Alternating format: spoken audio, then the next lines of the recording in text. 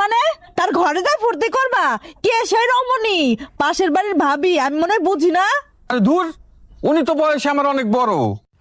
ও আচ্ছা, বয়সটাও তাহলে জানা হয়ে গেছে। আরে না, আমি জানতে চাই নাকি, উনি তো নিজেই আমাকে বললো। কবে বললো? তুমি ওর বাড়িতে গেছিলা তাই না? আরে না, ওনার ফোনটা হ্যাং করছিল, ভাইয়া বাসায় ছিল না, তাই আমাকে একটু ডাকছিল। ও আচ্ছা, ভাইয়া যখন বাসায় থাকে না তখন তোমার বাড়িতে যাও না? চরিত্রহীন রংপট, আজই তোকে ডিভোর্স দেবো। আরে ধুর পাগলি, ডিভোর্স কি আর একদিনে হয় নাকি? ডিভোর্স দিতেও 3 মাস সময় লাগে।